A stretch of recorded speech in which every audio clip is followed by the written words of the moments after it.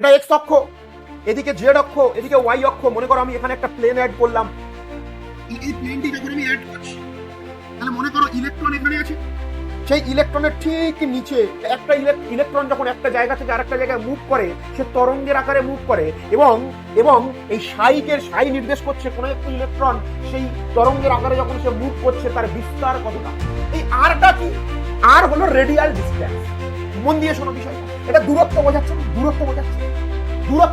Distance বোঝাচ্ছে। তো এটা কি? এটা হচ্ছে রেডিয়াল ডিসটেন্স বলে, যাকে ব্যাসার্ধ বলতে পারি।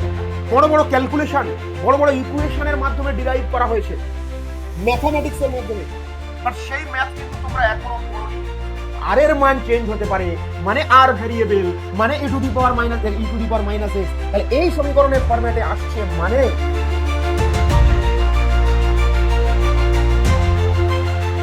Hello students, welcome to physics দাদা অনলাইন প্ল্যাটফর্মে তোমাদের সকলকে স্বাগত। আমি তোমাদের রসায়ন শিক্ষক, রসায়ন বন্ধু নাজমুল স্যার। এবং আজকের আমি তোমাদের পরমাণুর গঠন অধ্যায়ের একেবারে শেষ লেকচার নিয়ে এসেছি। হয়তো এখানে লেখা আছে 12 নম্বর লেকচার, কিন্তু এটা হয়তো 11 নম্বর লেকচার। তো এটা কোনো বিষয় নয়, এটা আমাদের আজকের ক্লাস হলো আমাদের শেষ ক্লাস। তো আজকের ক্লাসে আমরা কি শিখব? আজ আমরা শিখব শ্রোডিঞ্জার ওয়েভ ইকুয়েশন, শ্রোডিঞ্জারের তরঙ্গ সমীকরণ। তো প্রথমে তোমাদের এই টপিকটা পড়তে গিয়ে বেশ কিন্তু কঠিন মনে হবে, এবং অনেক কিছু যেগুলো তোমরা দেখবে তোমাদের কাছে অজানা লাগবে, যে এগুলো তো আমি কখনো আগে দেখিনি, আজ আমি প্রথম দেখছি, মনে হবে তোমার এটা।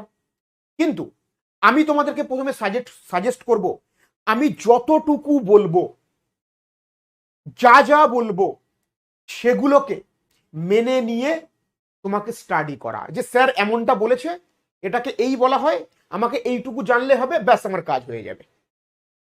বারবার বলছি, কারণ এই ইকুয়েশন যখন তুমি কি করে এলো, কেন এলো, কোথা থেকে এলো, আমি যদি এটাকে এইভাবে ভাবতাম কি হতো, যদি আমি এরকম ভাবে ভাবতাম কি হতো, এই সমস্ত প্রশ্ন তোমার মাথায় আনা যাবে না।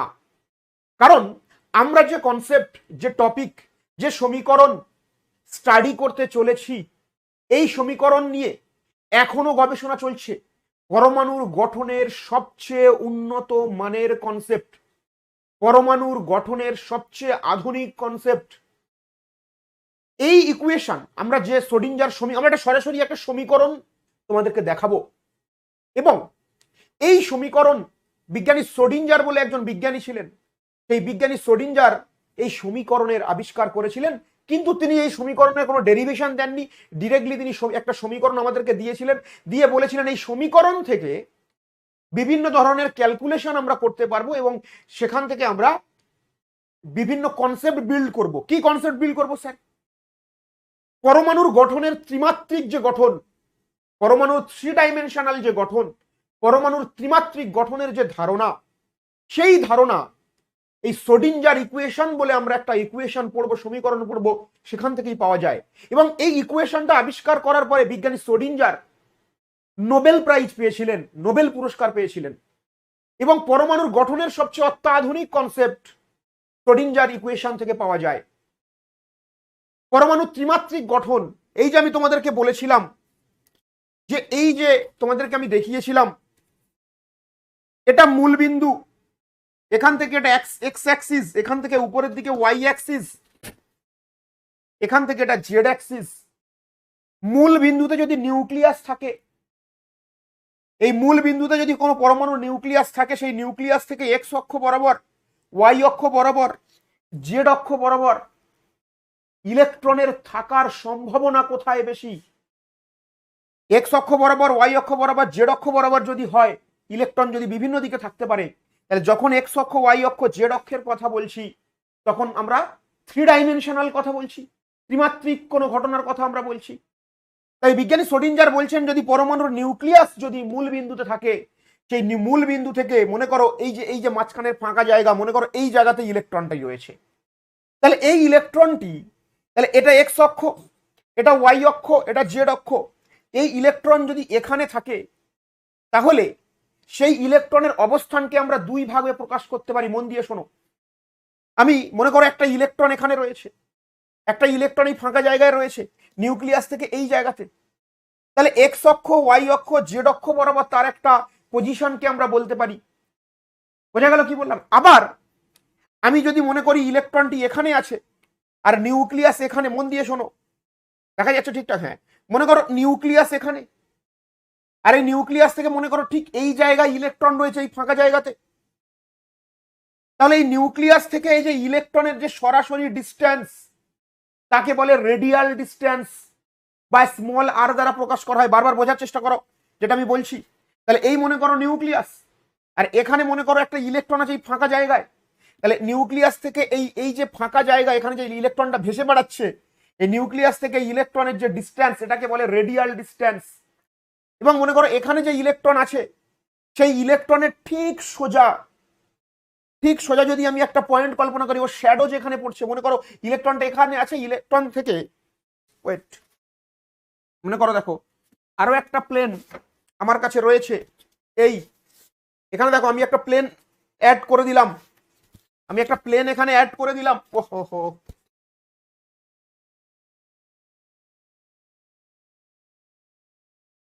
দেখো এটা এক্স অক্ষ, এদিকে জেড অক্ষ, এদিকে ওয়াই অক্ষ। মনে করো আমি এখানে একটা প্লেন অ্যাড করলাম। তাহলে এই প্লেনটি যখন আমি অ্যাড করছি, তাহলে মনে করো ইলেকট্রন এখানে আছে, সেই ইলেকট্রনের ঠিক নিচের এই প্লেনের উপর একটা পজিশন পাবো। কি বললাম, বোঝা গেল? তাহলে ব্যাপারটা বুঝতে পেরেছো কি? এবার ধীরে ধীরে রিলেট করতে পারবে ব্যাপারটা।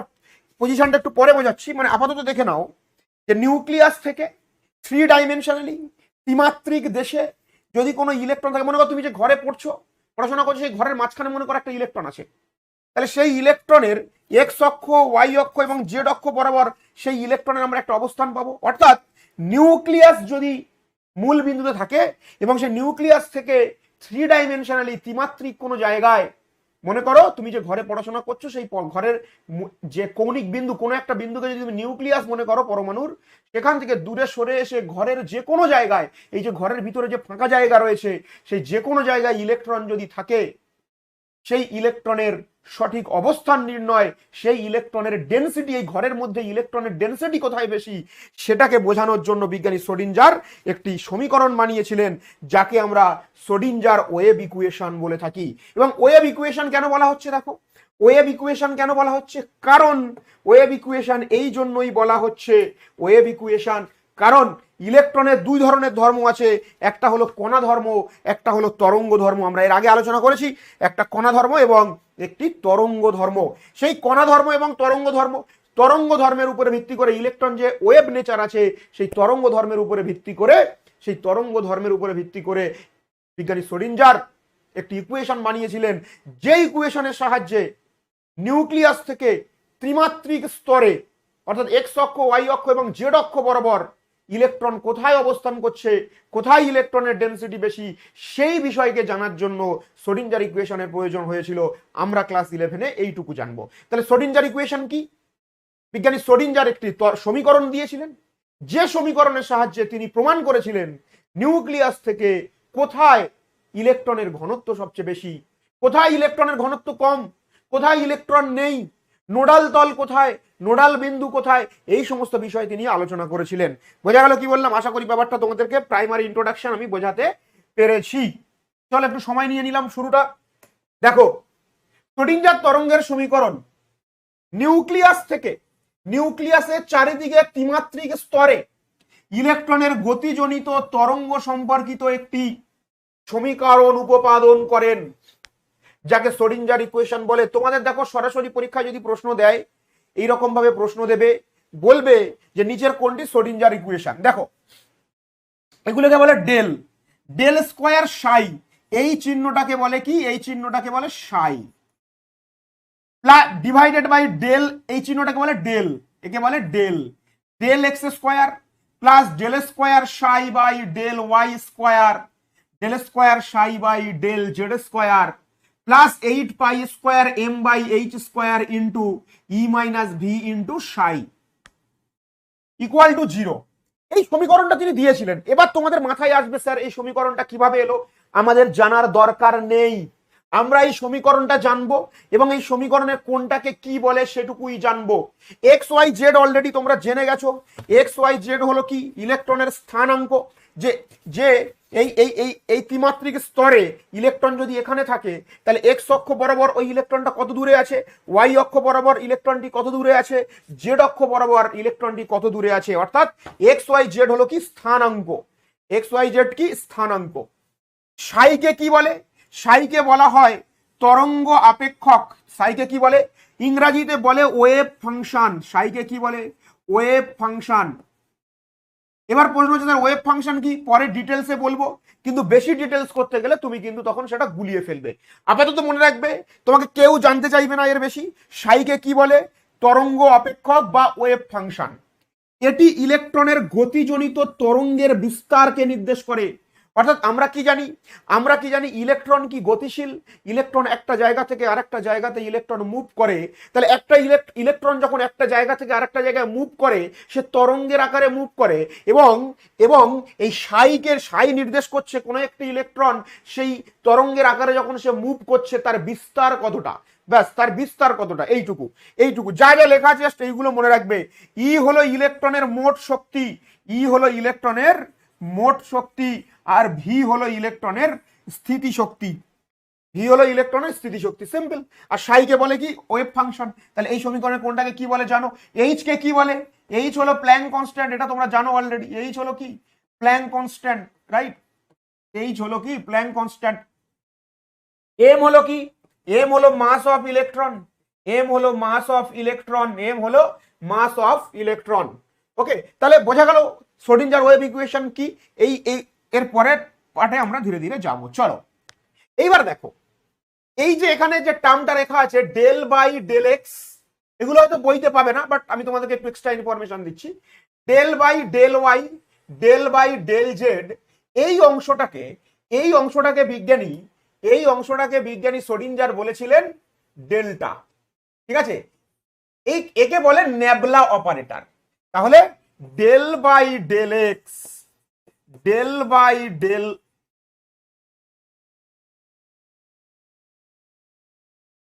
Del by del x, del by del y, del by del z, এটাকে কি বলে কেউ জানতে চাইবে না, জাস্ট জেনে রাখো নেবলা। আর নেবলা অপারেটর। এবার প্রশ্ন হলো স্যার অপারেটর কি, এত ডিটেলস আমাদের জানার দরকার নেই, তোমরা জাস্ট মনে রাখবে যে del by del x, del by del y, del by del z, এটাকে কি বলে, এটাকে বলে নেবলা অপারেটর, এটাকে কি বলে, নেবলা অপারেটর। এবার এটাকে যদি স্কোয়ার করে দিই আমরা, del square by del x square, del square by del y square, del square by del z square, এটা হয়ে গেল কি এদিকে ডেল্টার স্কোয়ার, ইকুয়াল টু কি ল্যাপ্লেশিয়ান অপারেটর, ল্যাপ্লেশিয়ান অপারেটর। তাহলে তোমাকে কিছু অপারেটর কি দরকার নেই, দরকার নেই, এগুলো কেউ জানতে চাইবে না, জাস্ট খাতায় একবার থাকলো, এটা চোখের দেখা দেখে রাখলে। এই অংশটুকুকে বলে কি ল্যাপ্লেশিয়ান অপারেটর।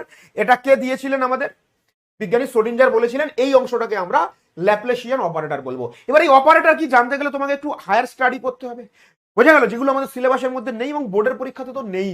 তো তোমরা শুধু মনে রাখবে এইগুলোকে স্কোয়ার করে দিলে ডেল্টার স্কোয়ার পাবো, এটাকে আমরা কি বলবো, ল্যাপ্লেশিয়ান অপারেটর। এইবার দেখো আমাদের কাছে এই শ্রোডিঞ্জার ইকুয়েশনটি ছিল। তাহলে দেখো একটু আগে যেটা তোমাদেরকে আমি দেখালাম, এই অংশটুকুকে আমরা কি বলি, এই অংশটুকুকে আমরা কি বললাম, del square, del square psi, del square একটু আগে দেখালাম। তাহলে del square psi plus 8 pi square m by normal equation রয়েছে। জাস্ট এই ইকুয়েশনটাকে আমরা কি করেছি, ই মাইনাস ভি ইন্টু সাই, এই পোর্শনটাকে এখানে রেখে বাকিটাকে ওদিকে নিয়ে গেছি, মাইনাস ডেল স্কোয়ার সাই, এই যে স্কোয়ারটাকে উপরে দিয়েছি, 8 পাই স্কোয়ার এমটাকে তলায় দিয়েছি, সিম্পল। আমরা এই ভ্যালুটাকে বের করেছি। এইবার দেখো, এইবার এটাকে গুণ করে দিয়েছি, E psi minus V into psi equal to minus h square del square psi. এইবার নর্মালি ই সাই এই ভ্যালুটাকে আমরা এদিকে রেখে, এটাকে সাইড চেঞ্জ করেছি, এটাকে জাস্ট সাইড চেঞ্জ করেছি।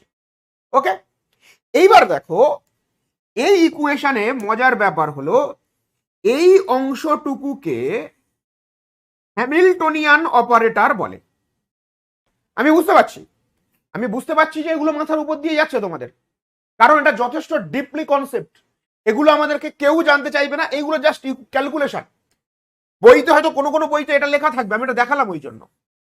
এই যে অংশটুকু আছে minus h square by del pi square m, h square by 8 pi square m into del square psi plus V,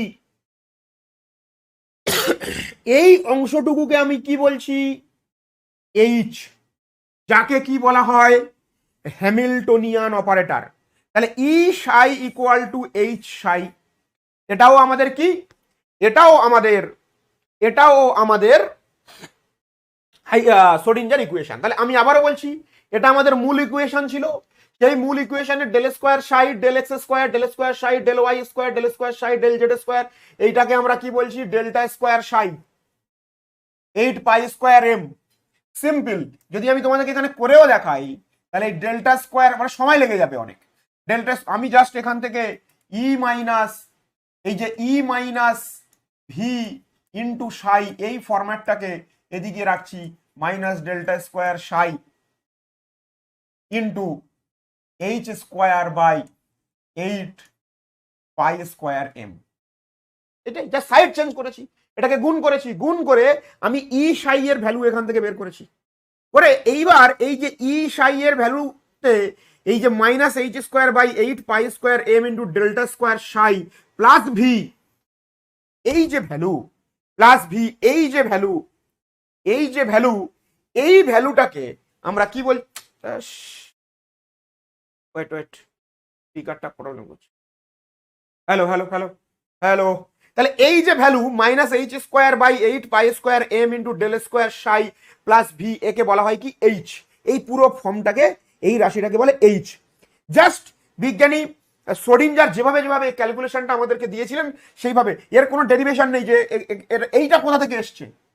উনি এইভাবে ক্যালকুলেশন করেছিলেন, করে তিনি বললেন ই সাই ইকুয়াল টু এইচ ইন্টু সাই। যদি কারোর মনে হয় যে স্যার যেটা দেখালো এখন আমার কাছে এটা কঠিন বলে মনে হচ্ছে, তুমি অবশ্যই এটাকে স্কিপ করে যেতে পারো, কারণ তোমার ক্লাস 11-এর পরীক্ষাটা কিচ্ছু লাগবে না। জাস্ট এখানে কিছু টার্ম আছে, কোন টার্মকে কি বলে জাস্ট ইকুয়েশনটাকে ঘুরিয়ে ফিরিয়ে লেখা হয়েছে, এবং যেখানে বলা হচ্ছে কি ই সাই ইকুয়াল টু এইচ সাই, যেখানে H equal to Hamiltonian operator. এবার তোমার মনে হতে পারে স্যার হ্যামিল্টনিয়ান অপারেটর কি, কোথা থেকে এলো, কি কাজে লাগবে, এই সমস্ত তোমার দরকার নেই। এগুলো নিয়ে মানুষ এখন রিসার্চ করছে, যারা পিএইচডি করছে তারা এই ইকুয়েশন নিয়ে আলোচনা করছে, এগুলো অনেক হায়ার স্টাডিতে পড়ানো হয়। আমাদের এ নিয়ে বিশেষ কিছু জানার দরকার নেই। পরীক্ষায় কি প্রশ্ন আসবে আমি সব বলে দেবো। এখন আপাতত যতটুকু করালাম, পরীক্ষায় প্রশ্ন আসবে যে নিচের কোনটি শ্রোডিঞ্জার ওয়েভ ইকুয়েশন, তুমি উপরের টুকু মনে রাখলেই তোমার কাজ চলে যাবে, এগুলো দরকার নেই। আর লাস্টের যে লাইনটা আছে এই লাইনটা দিতে পারে যে এটাও শ্রোডিঞ্জার ইকুয়েশনের একটা রূপ, এটাও দিতে পারে, এটা নাহলে উপরেরটা। ওকে চলো ঠিক আছে। এইচ কে কি বলে? Hamiltonian operator. এইবার এই যে ইকুয়েশনটা তোমরা দেখতে পেলে, এই যে সমীকরণটা তোমরা দেখতে পেলে, এই সমীকরণকে বিভিন্ন পদ্ধতিতে, ম্যাথামেটিক্যাল পদ্ধতিতে, হ্যাঁ, ইন্টিগ্রেশনের মাধ্যমে, ক্যালকুলাসের মাধ্যমে, বিভিন্ন ক্যালকুলেশনের মাধ্যমে এই যে সাই আছে না, সাই এর একাধিক ভ্যালু বের করা হয়। সাই 1, সাই 2, সাই 3, এই বিভিন্ন ভ্যালু বের হয়। এই শ্রোডিঞ্জার ইকুয়েশনকে আমরা যদি সমাধান করি, সমাধান করলে সাই এর ডিফারেন্ট ভ্যালু পাওয়া যায়। কি বললাম? সাই এর ডিফারেন্ট ভ্যালু পাওয়া যায়। তো এই ভ্যালুগুলোর উপরে ভিত্তি করে আমরা বিভিন্ন ধরনের, তাহলে আমরা তিনটে কথা এখন মাথায় আমরা রাখবো। এই হলো শ্রোডিঞ্জার ইকুয়েশন, সাই হলো ওয়েভ ফাংশন, এই ইকুয়েশনকে ক্যালকুলেশন করলে সাই এর বিভিন্ন ভ্যালু পাওয়া যায়, রাইট? বাট এইটাকে তুমি স্কিপ করতে পারো যদি তোমার মনে হয়। দেখো আইগেন ফাংশন, আমরা এবার জানবো আইগেন ফাংশন বা আইজেন ফাংশন। বলছে এই সমীকরণকে সমাধান করলে সাই এর বহু সংখ্যক মান পাওয়া যায়, যেটা বলছিলাম, তার মধ্যে নির্দিষ্ট কতগুলি মানই গ্রহণযোগ্য। সাই এর গ্রহণযোগ্য মানগুলিকে আইজেন ফাংশন বলা হয়। এবার তোমাদের মাথায় প্রশ্ন আসবে, স্যার কি করে বুঝবো কোনটা গ্রহণযোগ্য কোনটা গ্রহণযোগ্য নয়? আমার বিষয় নয় এটা, আমরা এখন জানতে যাব না, আমরা শুধু এইটুকুই মনে রাখবো। কারণ শ্রোডিঞ্জার ইকুয়েশন যদি 100 ভাগ হয়, 0.1% ক্লাস 11-এর বইতে আছে, 100% এর মধ্যে 0.1% এখানে আছে। তো তুমি 0.1% এর মধ্যে কি করে বুঝবে কোনটা কি? তার জন্য তোমাকে হায়ার স্টাডি করতে হবে, আমাদের দরকার নেই। তাহলে আমি বারবার বলছি, সেই জন্য বারবার বলছি যাতে করে তোমাদের কঠিন না লাগে, বেশি গবেষণা করতে যেও না এই ইকুয়েশন নিয়ে, তাহলে নোবেল প্রাইজ তুমিও পেয়ে যাবে। তাহলে এই সমীকরণের সমাধান করলে সাই এর বিভিন্ন মান পাওয়া যায়, তার মধ্যে বেশ কিছু মান হচ্ছে গ্রহণযোগ্য। সাই এর গ্রহণযোগ্য মানগুলিকে আইজেন ফাংশন বলে। সিম্পল, এরকম মনে রাখবে। আইজেন ভ্যালুজ সাই এর প্রতিটি গ্রহণযোগ্য মানের জন্য সংশ্লিষ্ট মোট শক্তি এর একটি করে মান পাওয়া যায়। এর এই সকল গ্রহণযোগ্য মানকে আইজেন ভ্যালু বলে। তাহলে এই ইকুয়েশনকে দেখো, আমাদের যে মূল ইকুয়েশন ছিল সেখানে সাই এর ভ্যালু, সাই বলে একটা টার্ম ছিল, ই বলেও একটা টার্ম ছিল, সাই বলে একটা টার্ম ছিল, ই বলেও একটা টার্ম ছিল। সাই এর ভ্যালু ক্যালকুলেশন করার পরে ওই সাই এর মানগুলোকে যদি আমরা ইকুয়েশনে পুট করি, সেখান থেকে আমরা মোট শক্তি বা ই এর মান পাবো। ই এর এক একটি মান পাওয়া যায় এবং ই এর এই সকল গ্রহণযোগ্য মানকে আইজেন ভ্যালু বলে। কি বললাম, বোঝা গেল? চলো নেক্সট, যা যা বলছি জাস্ট মনে রেখো। দেখো, ওয়েভ ফাংশন আমরা এবারে কি আলোচনা করব? আমরা এবারে আলোচনা করব কি ওয়েভ ফাংশন। ঠিক আছে, কঠিন মনে হবে জিনিসগুলো দেখে, আমি বারবার বলছি বিষয়গুলো দেখে তোমার কঠিন লাগবে, সেই জন্য বলছি বেশি গবেষণা না করে, বেশি নিজেকে মানে এইখানে অনুসন্ধিৎসু মন এখানে অ্যাপ্লাই করলে চলবে না, তুমি গুলিয়ে যাবে, ঘেটে ফেলবে নিজেকে। সবে মাধ্যমিক থেকে 11-এ উঠেছো, এইগুলো শিখতে গেলে না তোমাকে আরো ম্যাথামেটিক্যাল অনেক ক্যালকুলেশন, অনেক এক্সট্রা ম্যাথ যেগুলো ক্লাস 12-এ আছে সেই সমস্ত বিষয় জানতে হয়। তো যেহেতু এখন তোমাদের সেগুলো হয়নি, জাস্ট যতটুকু প্রশ্ন করা যায়, যেটা বলছিলাম এটা মূল বিন্দু, রাইট? দ্যাট ইজ এটা মূল বিন্দু। তাহলে মূল বিন্দু থেকে বেশ কিছুটা দূরে মনে করো এখানে ইলেকট্রন আছে। তাহলে মূল বিন্দু থেকে ইলেকট্রনের দূরত্বকে আমরা কি বলছি? আর। মূল বিন্দু থেকে ইলেকট্রনের দূরত্বকে কি বলছি? মূল বিন্দু থেকে মনে করো এই দূরে ইলেকট্রন আছে এখানে, তাহলে ইলেকট্রন থেকে মূল বিন্দুর দূরত্ব আর। এবার এই মূল বিন্দুতে যদি আমি একটা তল কল্পনা করি, এই মূল বিন্দুতে আমি যদি একটা তল কল্পনা করি, সেই তলের কোনো একটি বিন্দুতে, সেই তলের মধ্যে কোনো একটি বিন্দুতে যদি, মানে এইখানে আমি দেখাতে পাচ্ছি না যেহেতু বিষয়টি আমার, তাহলে আরো 2-3টে হাত লাগার দরকার ছিল। দেখো, এই দেখো, দেখতে, আচ্ছা মনে করো এই, তাহলে মনে করো এখানে ইলেকট্রন ছিল, এই যে ইলেকট্রন, এখানে ইলেকট্রন ছিল, তাহলে সেই ইলেকট্রন থেকে মনে করো একটা আমি লাইন টেনেছি নিচে, টানার পরে আমি এখান থেকে একটা দাগ দিয়েছি, দিয়ে এই যে অ্যাঙ্গেলটা এখানে ইলেকট্রন ছিল, ইলেকট্রন থেকে একটা আমি লাইন টেনেছি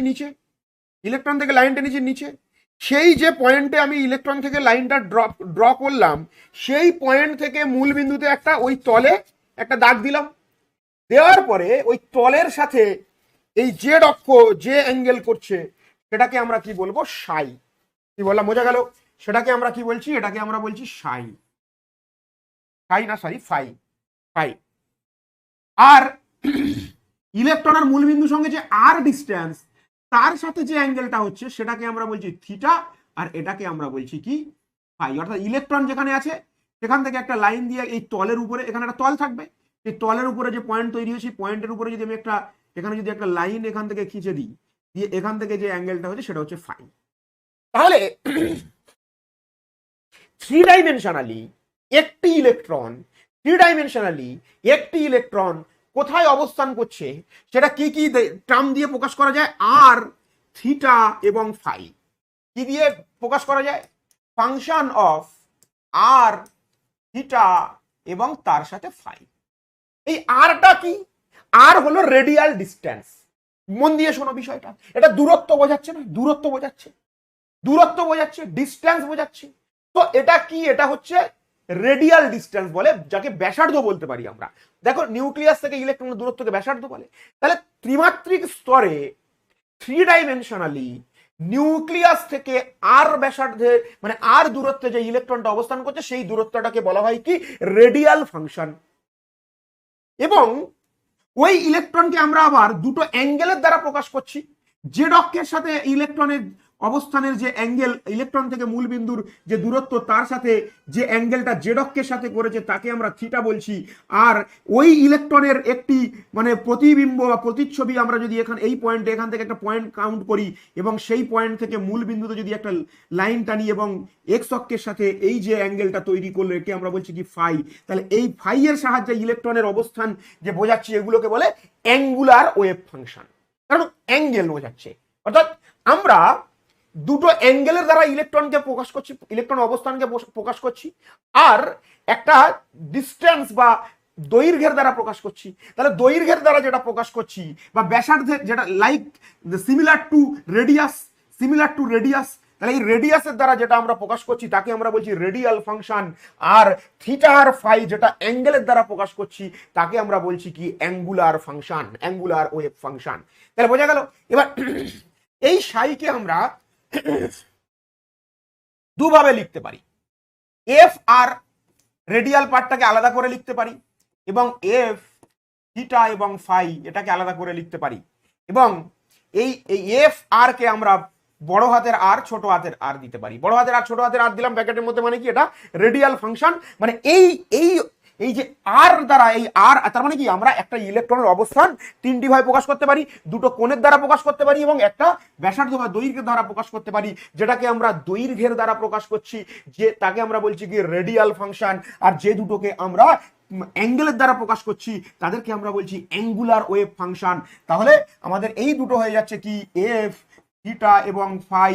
তাহলে এইটাকে আমরা বলছি কি, এটাকে আমরা বলছি রেডিয়াল ওয়েভ ফাংশন, এটাকে আমরা বলছি রেডিয়াল ওয়েভ ফাংশন, এটাকে আমরা কি বলছি angular wave function, angular wave function, right. তাহলে আশা করি ব্যাপারটা বোঝা গেছে যে নিউক্লিয়াস থেকে ইলেকট্রন ত্রিমাত্রিক স্তরে যদি অবস্থান করে তার কিভাবে তাকে আমরা প্রকাশ করতে পারি, তার অবস্থানকে কিভাবে আমরা প্রকাশ করতে পারি। আই থিঙ্ক ব্যাপারটা তোমরা বুঝেছো। বারবার বলছি কঠিন মনে হবে, সবচেয়ে টাফ, সবচেয়ে ডিফিকাল্ট, সবচেয়ে কঠিন টপিক আমরা এখন আলোচনা করছি। যদি কারো মনে হয় স্যার এটা আমার কঠিন লাগছে সেটা স্কিপ করতে পারো। 11-এর পরীক্ষায় তো পড়বেই না, নিটের পরীক্ষায়ও পড়বে না। যারা অল ইন্ডিয়া ইঞ্জিনিয়ারিং পরীক্ষা দিচ্ছ বা দেবে তাদের জন্য এটা কিন্তু ইম্পর্টেন্ট, বোর্ডের পরীক্ষাটা পড়ে না। চলো, তরঙ্গ আপেক্ষক সাই এর ভৌত তাৎপর্য মন দিয়ে শুনতে হবে, মন দিয়ে শুনতে হবে, বুঝতে হবে, খাতায় লিখতে হবে। তরঙ্গ আপেক্ষক বা ওয়েভ ফাংশনের ভৌত তাৎপর্য, physical significance of the wave function, physical significance of the wave function.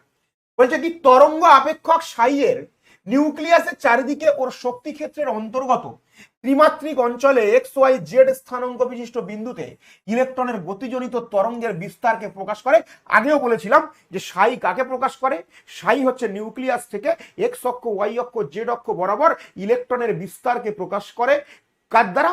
Schrodinger ইকুয়েশনে যে সাই রয়েছে ওই সাই এর দ্বারা প্রকাশ করা হয়।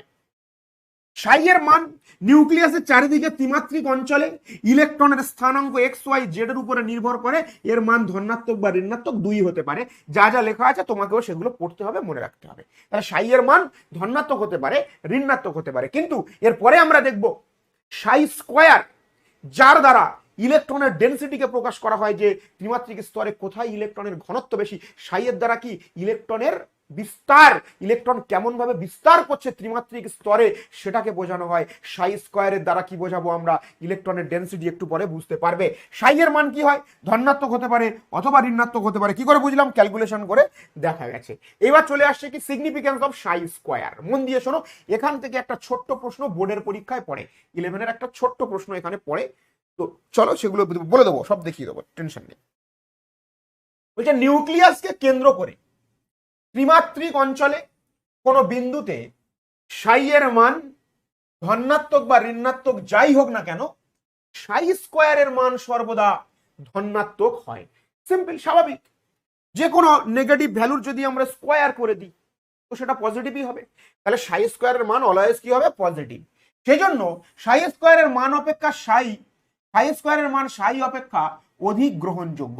সাই স্কয়ারের মান সাই অপেক্ষা অধিক গ্রহণযোগ্য। সাই স্কয়ার নিউক্লিয়াসের চারিদিকে, ভেরি ভেরি ইম্পর্টেন্ট পয়েন্ট ভাই, ভেরি ভেরি ইম্পর্টেন্ট পয়েন্ট।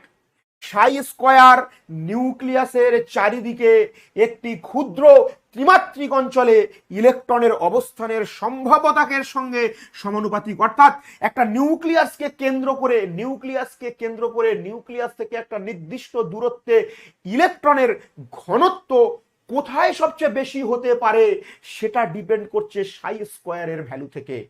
অর্থাৎ আমরা শ্রোডিঞ্জার ইকুয়েশনে সাই বলে একটা টার্ম দেখেছিলাম, ওখানে ক্যালকুলেশন করে বিজ্ঞানী শ্রোডিঞ্জার বলেছিলেন যে সাই স্কয়ারের যে ভ্যালুগুলো আমরা বের করছি, এই সাই স্কয়ারের ভ্যালু থেকে আমি বলতে পারবো যে নিউক্লিয়াস থেকে কোথায় ইলেকট্রনের ডেনসিটি সবচেয়ে বেশি, ত্রিমাত্রিক অঞ্চলে ইলেকট্রনের পাওয়ার সম্ভাবনা, ইলেকট্রনকে পাওয়ার সম্ভাবনা কোথায় সবচেয়ে বেশি সেটা ডিপেন্ড করে সাই স্কয়ারের ভ্যালুর উপরে। এই জন্য সাই স্কয়ারকে বলা হয় সম্ভাব্যতা, প্রবাবিলিটি ডেনসিটি। সাই স্কয়ারকে কি বলা হয়? Probability density. যদি সাই স্কয়ারের মান 0 হয় তার মানে সেখানে কি, সেখানে ইলেকট্রনের ডেনসিটি নেই। সাই স্কয়ারের মান 0 যেখানে, সেখানে ইলেকট্রন থাকার সম্ভাবনা সবচেয়ে কম। সাই স্কয়ারের মান যেখানে 0 সেখানে ইলেকট্রন পাওয়ার সম্ভাবনা সবচেয়ে কম। ওকে, চলো নেক্সট। সাই স্কয়ারের সব দেখো পয়েন্ট করে দেওয়া আছে। সাই স্কয়ারের মান যত বেশি হয় সেই অঞ্চলে ইলেকট্রনের সম্ভাব্যতা বেশি। তার মানে কি, সাই স্কয়ার যদি ইলেকট্রনের সম্ভাব্যতাকে প্রকাশ করে তাহলে সাই স্কয়ারের মান যেখানে বেশি, সেখানে ইলেকট্রন পাওয়ার সম্ভাবনা বেশি। সাই স্কয়ারের মান যেখানে কম, সাই স্কয়ারের মান যত কম সেই অঞ্চলে ইলেকট্রনের সম্ভাব্যতা তত কম। ইলেকট্রনের সম্ভাব্যতা মানে ইলেকট্রন থাকার পসিবিলিটিস। এর আগে আমি তোমাদেরকে পড়িয়েছিলাম যে কক্ষকের মধ্যে ইলেকট্রন সব জায়গায় সমানভাবে থাকে না, কোথাও ইলেকট্রনের ডেনসিটি বেশি, কোথাও ইলেকট্রনের ডেনসিটি কম, কোথাও ইলেকট্রনের ডেনসিটি একেবারেই নেই। তাহলে যেখানে ইলেকট্রনের ডেনসিটি, তার মানে কি একটা কক্ষকের মধ্যে একটা ত্রিমাত্রিক অঞ্চলে ইলেকট্রন সব জায়গায় সমানভাবে থাকে না, কোথাও বেশি ইলেকট্রন কোথাও কম ইলেকট্রন থাকে। তাহলে যেখানে সাই স্কয়ারের মান কম সেখানে ইলেকট্রন পাওয়ার সম্ভাব্যতা কম। কোন অঞ্চলে সাই স্কয়ারের মান 0 হলে সেই অঞ্চলে ইলেকট্রনের সম্ভাব্যতার মান 0। ভেরি ভেরি ইম্পর্টেন্ট, এগুলো বোর্ডের জন্য থাকতে পারে। সাই স্কয়ার রাশিটি প্রকৃতপক্ষে ইলেকট্রনীয় কক্ষককে নির্দেশ করে। তাহলে দেখো, সাই স্কয়ারে যদি ইলেকট্রন পাওয়ার সম্ভাব্যতাকে নির্দেশ করে আর ইলেকট্রন কোথায় থাকে, কক্ষকের মধ্যে থাকে, তাহলে আমরা ইনডিরেক্টলি এটাও বুঝতে পারছি যে সাই স্কয়ারের ভ্যালু, সাই স্কয়ারের মান একটা কক্ষককে নির্দেশ করছে, একটা অরবিটালকে নির্দেশ করছে, কারণ অরবিটালের মধ্যেই তো ইলেকট্রন থাকে না। কি বললাম বোঝা গেল? তাহলে সাই স্কয়ার রাশিটি প্রকৃতপক্ষে ইলেকট্রনীয় কক্ষককে নির্দেশ করে। নিউক্লিয়াসের চারপাশে যে ত্রিমাত্রিক অঞ্চলে ইলেকট্রন পাওয়ার সম্ভাবনা সর্বাধিক সেই ত্রিমাত্রিক অঞ্চলকে কক্ষক বলা হয়। এটা আমি কক্ষকের আকৃতি পড়ানোর সময় বলেছিলাম। নেক্সট, এবার আমরা কিছু লেখচিত্র অঙ্কন করব, আমরা কিছু কার্ভ অঙ্কন করব। শুরুতে বলে দিচ্ছি ভাই, শুরুতে বলছি এই কার্ভগুলো বড় বড় ক্যালকুলেশন, বড় বড় ইকুয়েশনের মাধ্যমে ডিরাইভ করা হয়েছে, ম্যাথামেটিক্সের মাধ্যমে, বাট সেই ম্যাথ কিন্তু তোমরা এখনো পড়োনি। তাই আমি ইকুয়েশনগুলো অবশ্যই দেখাবো, কিন্তু তারপরেও যদি তোমার মনে হয় যে স্যার আমি ইকুয়েশনগুলো কিছুই তো বুঝতে পারছি না, তাহলে ভয় পাওয়ার কিছু নেই। আমি শর্টকাট ট্রিক্স দেখাবো, যে ট্রিক্সের মাধ্যমে তুমি লেখচিত্রগুলো ইজিলি মনে রাখতে পারবে। কি বললাম বোঝা গেল? তাহলে ইকুয়েশনগুলো দেখাবো, হয়তো তোমার বুঝতে অসুবিধা হবে, কারণ এখনো সেই লেভেলের ম্যাথ তোমরা করোনি, সেই লেভেলের অঙ্কে তোমরা এখনো যাওনি, তাই এগুলো একটু কঠিন বলে মনে হবে। কিন্তু আমার ইকুয়েশনের দরকার নেই। দেখো, যে কোনো লেখচিত্র করা হয় না, তোমরা জানতে পারবে, দেখবে তোমাদের ক্লাস 11-এ সরল রেখা বলে একটি ম্যাথামেটিক্সে, কোঅর্ডিনেট ম্যাথামেটিক্সে স্থানাঙ্ক জ্যামিতির মধ্যে তোমরা করবে সরল রেখা, পরাবৃত্ত, অধিবৃত্ত, এই জিনিসগুলো করবে। এই লেখচিত্রগুলো শেখানো হয়, এই কোঅর্ডিনেট ম্যাথামেটিক্স করানো হয় তোমাদের এই কারণে, যাতে করে তোমরা ফিজিক্স এবং কেমিস্ট্রিতে গিয়ে বা আরো যখন তোমরা ইঞ্জিনিয়ার হবে, তোমাদের বিভিন্ন বিল্ডিং বানাবে, ব্রিজ বানাবে, সেখানে এই ডায়াগ্রামগুলো করতে তোমাদের সুবিধা হবে। যেহেতু এখনো সেই লেভেলের ম্যাথ তোমরা করনি, তাই লেখচিত্রগুলো একটু অসুবিধা হতে পারে, তবে আমি বোঝাবার চেষ্টা করছি। যদি মনে হয় কঠিন তাহলে শর্টকাট ট্রিক্স দিয়ে লেখচিত্রগুলো করবে। কি লেখচিত্র? লেখচিত্র কি? লেখচিত্রগুলো মেনলি হবে, একটু পরে বলছি, তার আগে এটা দেখে নাও। প্রত্যেকটা লেখচিত্র আসে সমীকরণ থেকে। কোথা থেকে? সমীকরণ থেকে। কিরকম? মনে করো তোমরা ছোটবেলায় করেছিলে ভি সমান আই আর, করেছিলে না? আর হচ্ছে রোধ, আর ভি মনে করো বিভব প্রভেদ, মনে করো না বিভব প্রভেদ, আই হলো তড়িৎ প্রবাহ মাত্রা। তাহলে ভি এর জায়গায় আমি যদি ওয়াই লিখি, আর আই এর জায়গায় যদি আমি এক্স লিখি, আর আর এর জায়গায় যদি এম লিখি, তাহলে ওয়াই সমান এক্স এম, এটা এই সমীকরণের মতো। এম কি? এম হলো একটা ধ্রুবক রাশি যেটা আর এর সাথে তুলনা করছি। আই কি? তড়িৎ প্রবাহ মাত্রা যেটা এক্স এর সাথে তুলনা করছি। তাহলে প্রত্যেকটা লেখচিত্র আসে, প্রত্যেকটা লেখচিত্র আসে, সেই লেখচিত্রটা তৈরি হয় একটা সমীকরণের উপরে ভিত্তি করে। তোমরা দেখবে ক্লাস 9 বা 10-এ এরকম বিভিন্ন সমীকরণ পেতে না, যে এক্স প্লাস 3y সমান 2, এক্স এর মান এত বসিয়ে ওয়াই এর মান একটা বের হলো, দিয়ে তুমি এরকম বিন্দু ক্যালকুলেট করতে সমীকরণ থেকে, মনে করো 1,2, 2,4, 6,5 এরকম এরকম বিন্দু বের করতে, তারপরে সেই বিন্দুগুলো গ্রাফ পেপারে বসিয়ে তুমি লেখচিত্র বানাতে না? এইবার মনে পড়ছে। তার মানে লেখচিত্র সর্বদা তৈরি হয় ম্যাথামেটিক্যাল ইকুয়েশন থেকে, সমীকরণ থেকে লেখচিত্র তৈরি হয়। তাহলে সমীকরণ থেকে লেখচিত্র তৈরি হয়। তাহলে দেখো, যদি আমরা দেখি কোথাও ইকুয়েশন ওয়াই সমান e⁻⁻x আছে, তাহলে লেখচিত্রটা হবে উপর দিয়ে শুরু হয়ে নিচের দিকে নেমে আসবে। আর যদি দেখি যে ওয়াই সমান x e⁻⁻x, তাহলে এই মূল বিন্দু থেকে লেখচিত্রটা উপরের দিকে যাবে, আবার নিচের দিকে নেমে আসবে।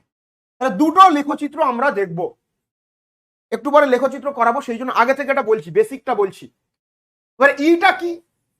ই কে বলে এক্সপোনেনশিয়াল টার্ম, তোমাদের কাছে অজানা, সিম্পল। তো এটা নিয়ে মাথা ঘাবড়ানোর দরকার নেই। আমি যে সমীকরণগুলো দেবো সেই সমীকরণের মধ্যে ই থাকবে। সমীকরণ অলরেডি আমি দেবো, দেখাবো, দেখিয়ে লেখচিত্র আঁকবো। এবার তোমার মনে হতে পারে যে আমি কি করে সমীকরণটা পাবো, তোমার দরকার নেই। মানে আমি জাস্ট প্রাইমারিলি এটা তোমাকে বলছি যে লেখচিত্র তৈরি হয় সমীকরণ থেকে।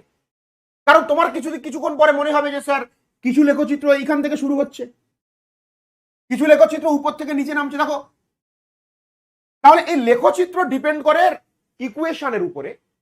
ইকুয়েশনের মধ্যে যদি আমরা দেখি e⁻⁻x আছে, তাহলে সেটা হয়ে যাবে এইরকম উপর থেকে নিচের দিকে নেমে আসবে, এক্সপোনেনশিয়াল ডি কে বলে। আর যদি ইকুয়েশন x e⁻⁻x অর্থাৎ e⁻⁻x এর আগে যদি একটা x থাকে, তাহলে সেই লেখচিত্র মূল বিন্দু দিয়ে শুরু হয়ে উপরের দিকে উঠে আবার নিচে নেমে আসবে। চলো আমি একটু দেখাই তোমাদেরকে এক দুটো। দেখো, এখানে ইকুয়েশন লেখা আছে। অনেকে মনে মনে ভাবছে স্যার কি ইকুয়েশন, কোথা থেকে এলো, কি হলো? কোনো টেনশন নেই। আমরা এখানে মেনলি যে আমাদের এখন আমাদের টার্গেট কি, আমাদের লক্ষ্য কি, আমাদের উদ্দেশ্য কি আজকের এই যে টপিকটা, এই যে ক্লাসের আমাদের টার্গেট কি? আমরা কিছু লেখচিত্র অঙ্কন করব। কি লেখচিত্র অঙ্কন করব? এই যে একটু আগে দেখো আমরা সাই এর কথা বলেছিলাম, সাই স্কোয়ারের কথা বলেছিলাম, হ্যাঁ, রেডিয়াল ফাংশনের কথা বলেছিলাম, হ্যাঁ, যেখানে আর এর কথা বলেছিলাম, রেডিয়াল ওয়েভ ফাংশন, সাই স্কোয়ার। এই একটা ইকুয়েশনের একটা দেখো, সাই স্কোয়ারের মান কাকে নির্দেশ করে? কক্ষককে নির্দেশ করে। সাই এর মান কাকে নির্দেশ করে? নিউক্লিয়াস থেকে এক্স অক্ষ, ওয়াই অক্ষ, জেড অক্ষ বরাবর ইলেকট্রনের বিস্তারকে নির্দেশ করে। সাই স্কোয়ার কাকে নির্দেশ করে? কোথায় ইলেকট্রনের সম্ভাবনা সবচেয়ে বেশি, সেটাকে নির্দেশ করে। তাহলে কোনো একটি কক্ষকে যে ইলেকট্রন রয়েছে, সেই ইলেকট্রন, কোনো একটি কক্ষকে যে ইলেকট্রন রয়েছে, সেই ইলেকট্রন তার ব্যাসার্ধ বৃদ্ধির সাথে সাথে সেই নিউক্লিয়াস থেকে, মন দিয়ে শোনো, নিউক্লিয়াস থেকে, এই যে নিউক্লিয়াস এক্স অক্ষ, ওয়াই অক্ষ, জেড অক্ষ বরাবর, এই যে মনে করো নিউক্লিয়াস থেকে ইলেকট্রনের দূরত্ব বাড়ার সাথে সাথে নিউক্লিয়াস থেকে ইলেকট্রনের দূরত্ব বাড়ার সাথে সাথে ইনফাইনাইটতম দূরত্ব চলে যেতে পারে। নিউক্লিয়াস থেকে ইলেকট্রনের দূরত্ব বৃদ্ধির সাথে সাথে তার সাই স্কোয়ারের মান কিভাবে পরিবর্তিত হয়, বা রেডিয়াল ওয়েভ ফাংশনের মান কিভাবে পরিবর্তিত হয়, তার লেখচিত্র আমরা অঙ্কন করব। তাহলে আমরা এখন কি টার্গেটে এগোচ্ছি? আমরা এখন টার্গেটে এগোচ্ছি যে লেখচিত্র অঙ্কনের টার্গেটে এগোচ্ছি। সেই লেখচিত্র কার সাথে কার লেখচিত্র?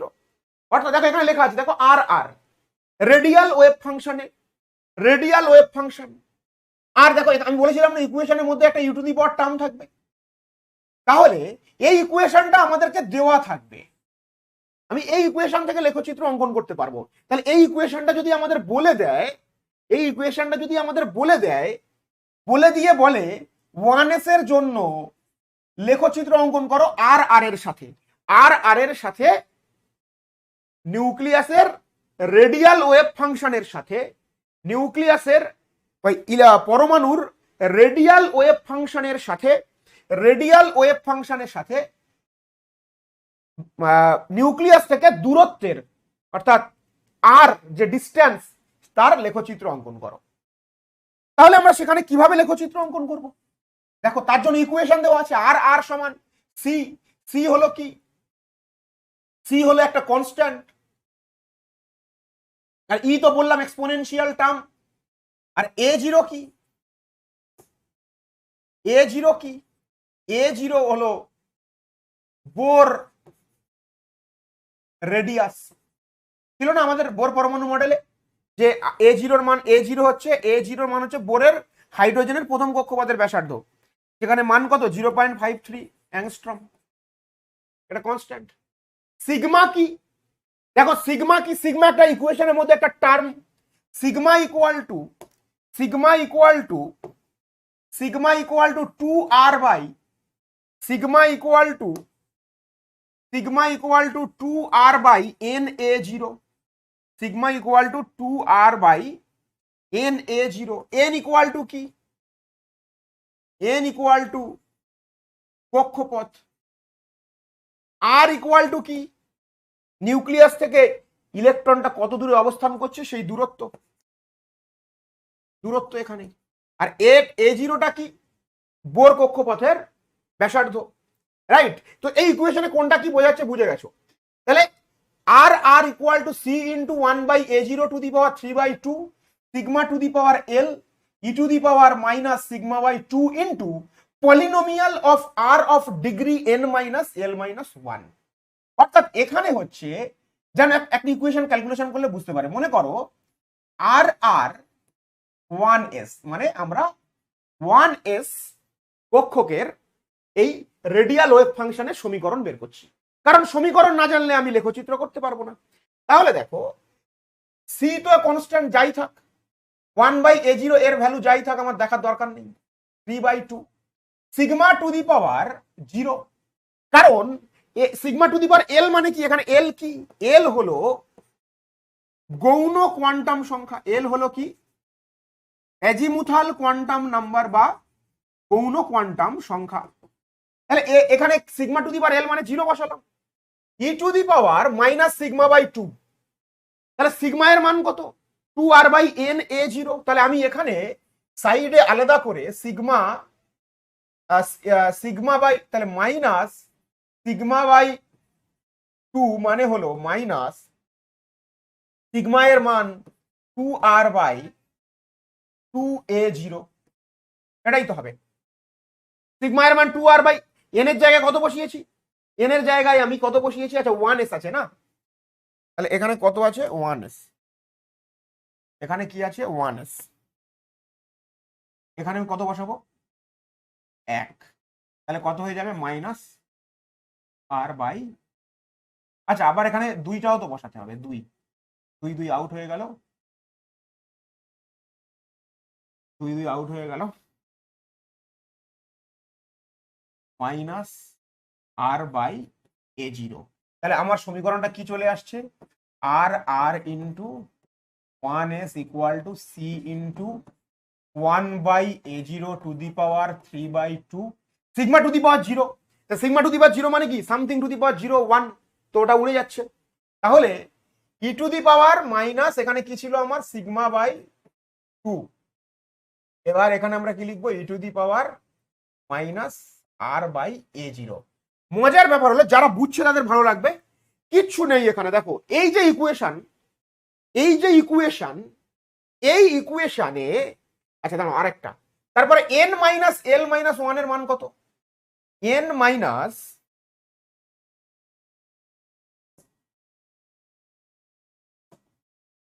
n মাইনাস l মাইনাস 1 এর মান কত? এখানে n এর মান কত? n এর মান কত? আমি 1s এর ক্ষেত্রে বের করছি, n এর মান 1 মাইনাস 0 মাইনাস 1, তাহলে কি 0। তাহলে এখানে কি লেখা আছে? Polynomial of r of degree n minus l minus 1। তাহলে আমি যদি r এর উপরে যদি ডিগ্রি মানে হলো n মাইনাস কোন একটা ডিগ্রি মানে হলো কোন একটা কক্ষকের যদি ডিগ্রি বের করতে বলে, ডিগ্রি মানে হলো n মাইনাস l মাইনাস 1, তাহলে এর মান কত? 0। তাহলে r এর ডিগ্রি যদি 0 হয় তাহলে r টু দি পাওয়ার 0 মানে এখানে কত হবে? 1 হবে। তো সেই জন্য আমরা এই পোর্শনটা আর কিছু লিখিনি এখানে, কারণ n মাইনাস l মাইনাস 1 এর মান 0, সামথিং টু দি পাওয়ার 0 এখানে মানে 1। ঠিক আছে, তো এই ইকুয়েশনটা আমাদের দাঁড়ালো, এই ইকুয়েশনটা যদি আমরা ভালো করে দেখি, আর আর 1s কক্ষকের রেডিয়াল ওয়েভ ফাংশন দাঁড়ালো c into 1/a0 into E to the power minus r/a0। তাহলে দেখো এটাকে যদি আমরা y মনে করি আর এটা লিখবো আমরা E to the power minus X, এই ফরম্যাটে পড়ছে না? আর আর কে যদি আমরা y দ্বারা প্রকাশ করি, আর এটা ধ্রুবক রাশি, সি ধ্রুবক, a0 বোর কক্ষপথের ব্যাসার্ধ এটাও ধ্রুবক, তাহলে E to the power minus আরটা চেঞ্জ হতে পারে। আর নিউক্লিয়াস থেকে ইলেকট্রন অনেক দূরে চলে যেতে পারে, অসীম দূরত্ব ইলেকট্রন থাকতে পারে, তার মানে কি আর এর মান চেঞ্জ হতে পারে, তার মানে কি আরটা variable E to the power minus X. এই সমীকরণের মতো দাঁড়াচ্ছে না এই পুরো সমীকরণটা? এটাও রেডিয়াল ওয়েভ ফাংশন, এটাকে ওয়াই এর সাথে যদি তুলনা করি, আর C A to the power 1/c into 1/a0 এটা ধ্রুবক, ধ্রুবকের সাথে আমার কিছু যায় আসে না। E to the power minus r/a0 E to the power minus r/a0, R এর মান চেঞ্জ হতে পারে মানে আর ভ্যারিয়েবল মানে E to the power minus X. তাহলে এই সমীকরণের ফরম্যাটে আসছে মানে ব্যাসার্ধের সাথে আমরা যদি রেডিয়াল ওয়েভ ফাংশনের লেখচিত্র করতে চাই, রেডিয়াল ওয়েভ ফাংশনের যদি আমরা লেখচিত্র, তাহলে E to the power minus X হলে আমি কি বলেছিলাম? এক্সপোনেনশিয়াল ডিকে হবে, উপর থেকে নিচের দিকে লেখচিত্রটা নেমে আসবে। তাহলে আর এর সাথে রেডিয়াল ওয়েভ ফাংশনের সাথে আর এর দূরত্বের নিউক্লিয়াস থেকে যে ইলেকট্রনের দূরত্ব, আর এর লেখচিত্র কি হবে? উপর থেকে নিচের দিকে নেমে আসবে এরকম ভাবে। এটা কার? 1s কক্ষকের। আমি আবার বলে দিচ্ছি, এটা রিপিট করব কারণ এটা তোমাদের কঠিন মনে হতে পারে। দেখো আমাকে পরীক্ষায় কোশ্চেন দেবে, বলবে 1s, এটাই পরীক্ষার কোশ্চেন, 1s কক্ষকের রেডিয়াল ওয়েভ ফাংশন এবং আর এর লেখচিত্র নিচের কোনটি? তাহলে এই লেখচিত্রগুলো কোথা থেকে আঁকা হয় সেটা তোমার কাছে কেউ জানতে চাইবে না, বিভিন্ন ইকুয়েশন থেকে। ইকুয়েশনগুলো কোথা থেকে এসছে আমাদের জানার দরকার নেই, এবং তোমরা যখন বড় হবে তখনও দেখবে তোমাদেরকে এই ইকুয়েশনগুলো বলে দেওয়া হচ্ছে, দিয়ে বলছে লেখচিত্র অঙ্কন করো। এই ইকুয়েশনগুলো বলে দেবে, তোমাদের এই মহান কাজটা করতে হবে না, এই মহান কাজ বিজ্ঞানীরা করে গেছেন আগে, সেহেতু এগুলো করতে হবে না। তোমাকে বলবে এই ইকুয়েশন বলে দিল, দিয়ে সিগমা টু দি পাওয়ার, তাহলে ইকুয়েশনটা কি? রেডিয়াল ওয়েভ ফাংশনের সাথে আর এর লেখচিত্র অঙ্কন করতে গেলে, যে কোনো লেখচিত্র অঙ্কন করতে গেলে কি করতে হয়? সমীকরণের প্রয়োজন। আর এর সাথে আর এর লেখচিত্র করতে গেলে তেমনি একটা সমীকরণের প্রয়োজন। সমীকরণটা কি? আমাদের হাতে অলরেডি রয়েছে, এটা দেওয়া থাকবে। কি সমীকরণ? আর সমান c1/a0 টু দি পাওয়ার 3/2। a0টা কি? a0 হলো বোর রেডিয়াস বা বোরের হাইড্রোজেন পরমাণুর প্রথম বোর কক্ষপথের ব্যাসার্ধ, যেটা একটি ধ্রুবক রাশি, তার মান 0.53। সিটা কি? সি হলো একটা ধ্রুবক। সিগমা কি? সিগমা হলো 2r/na0, সিগমা হলো 2r/na0। তাহলে সিগমার জায়গা আমরা কি বসাবো? 2r/na0। এর মান, n হলো কক্ষপথের সংখ্যা, a0 হলো বোর কক্ষের ব্যাসার্ধ, আর r হলো দূরত্ব, নিউক্লিয়াস থেকে ইলেকট্রনের দূরত্ব। আচ্ছা, E to the power minus সিগমা/2, সিগমা ইকুয়াল টু কি? 2r/na0, sigma equal two 2r/na0। তাহলে আমি এখান থেকে এই সিগমা এর মানগুলো এখানে বসিয়ে আমি ক্যালকুলেশন করেছি, করে ই to the power minus r/a0 করেছি। সিম্পল। এবার এই ইকুয়েশনটা এখানে শেষ নয়, এরপরে polynomial of R of degree, অর্থাৎ এই ইকুয়েশনের পরে n মাইনাস এল মাইনাস ওয়ানের যে ভ্যালু আসবে, যে কক্ষকের ক্ষেত্রে আমরা বের করব, সেই ভ্যালুটা কোথায় বসাবো, আর টু দি পাওয়ার সেই ভ্যালু বসাবো এই ইকুয়েশনে। আর n মাইনাস এল মাইনাস ওয়ানের ভ্যালু 0 এসছে, তার মানে আমরা কোনো কিছুর পাওয়ার যদি 0 বসাই তো 1 হবে, সেই জন্য এই টার্মটার জন্য আমি কিছু বসাইনি। এবং এখান থেকে আমি ক্যালকুলেশন করে দেখছি যে এটা আমার ধ্রুবক রাশি, ছেড়ে দাও, সিগমা টু দি পাওয়ার 0 যেহেতু এস এর জন্য করছি, তার মানে এটা তুমি এখান থেকে সিদ্ধান্তে আসতে পারো যে কোনো এস কক্ষকের এল এর মান 0 হবে, যে কোনো এস কক্ষকের এল এর মান কি হবে, 0 হবে। তাহলে যে কোনো এস কক্ষকের এল এর মান যদি 0 হয়, তাহলে প্রত্যেক 1s 2s 3s 4s 5s 6s যে কোনো এস হোক না কেন, এই যে সিগমা ভ্যালু, এই সিগমা টু দি পাওয়ার 0 হবে। এবং কোন ইকুয়েশনে এস উপকক্ষ বা এস কক্ষকের কোন ইকুয়েশনে এই সিগমার পার্টটা কিন্তু থাকবে না। প্রত্যেকটা সমীকরণ y equal to e to the power minus x, দেখো এটা এক্স এর মতো আচরণ করছে, y equal to e to the power minus x এর মতো, এটা এক্স এর এটা এক্স এর মতো আচরণ করছে। তাহলে এই ফরম্যাটে পড়ছে, মানে প্রত্যেকটা এস কক্ষকের লেখচিত্র শুরু হবে উপর থেকে নিচের দিকে। বোঝা গেল কি বললাম? চলো, যদি কারোর মনে রাখ এই জিনিসগুলো যার মনে করো তোমার মনে রাখতে কঠিন লাগছে, তুমি কি করবে, মুখস্থ করে নেবে যে এস কক্ষকের লেখচিত্র উপর থেকে শুরু হয়ে নিচের দিকে নামবে, হয়ে গেল। তোমার দরকার নেই সব ইকুয়েশনে, আর যার ভালো লাগছে, যে বুঝতে পারছো, সে এভাবে করবে। চলো দেখো, সুন্দর করে দেওয়া আছে, যেটা আমি করলাম এই ইকুয়েশনটা একটু এরকম ভাবে আছে। এখানে 2 লেখা আছে, মানে কি সি এর মান ক্যালকুলেশন করে দেখা গেছে আবার 2, তো এটা সি লিখতে পারো, নাও লিখতে পারো, কোনো অসুবিধা নেই। C into 1/a0 to the power 3/2 into, এগুলো সব এগুলো একটু ভুলভাল হয়ে গেছে, মানে যে পিপিটিতে, ই to the power minus r/a0, সমীকরণটা এটা। তো y equal to e to the power minus x, উপর থেকে নিচের দিকে লেখচিত্র আসবে। তাহলে এটা হয়ে গেল আমাদের কি, আর এর সাথে রেডিয়াল ওয়েভ ফাংশনের সাথে। এটা পরীক্ষায় দেবে, শুধুমাত্র এটা পরীক্ষায় দেবে, দিতে পারে, মানে যে 1s কক্ষকের লেখচিত্র কেমন হবে। আর এই ক্যালকুলেশন গুলো আমি তোমাদের একটু এক্সট্রাই দেখালাম, একটু অ্যাডভান্স লেভেলের পড়িয়ে দিলাম। কি বললাম, বোঝা গেল? তো এটা মনে নাও রাখতে পারো, তুমি মনে রাখবে এস শুরু হয় উপর থেকে। চলো 2s এর ক্ষেত্রে দেখা গেছে ক্যালকুলেশন করে যে 2s এর সমীকরণ এইরকম আসছে। এবং দেখো এখানে কোনো কিন্তু সেই, দেখো এখানে কি আছে, E to the power minus X, এখানে কি আছে, E to the power minus X, okay, E to the power minus X. এইবার দেখো তার সাথেও একটা টার্ম রয়েছে 2 মাইনাস r/a0। কেন এটা হলো, কারণ এখানে সিগমার ভ্যালুটা, এখানে দেখো E to the power sigma to the power 2s 2 minus, দেখো এইবার দেখো আমাদের মূল ইকুয়েশন, দেখো এখানে n মাইনাস এল মাইনাস 1 এর মান কত, n এর মান কত 2, l এর মান কত 0, এর মান কত 1, তাহলে কত 2 মাইনাস 1 মানে কত 1। তাহলে n মাইনাস এল মাইনাস 1 এর মান কত, n মাইনাস এল মাইনাস 1 এর মান কিন্তু 1। তাহলে আমরা যদি এই ইকুয়েশনটা লিখি, r সমান r2s সমান 1/c, সরি, c ইন্টু 1/, আচ্ছা নিচের দিকে লিখি, আমাদের কাছে ইকুয়েশন কি ছিল, r সমান c into 1/a0 to the power 3/2 E to the power minus সিগমা/2 into sigma to the power L, আর তারপরে কি ছিল, R to the power n minus L minus 1, এটাই ছিল আমাদের ইকুয়েশন। তাহলে 2s এর ক্ষেত্রে n মাইনাস এল মাইনাস 1 এর মান কত, অলরেডি বের করা আছে 1। সিগমা এর ভ্যালু কি ছিল,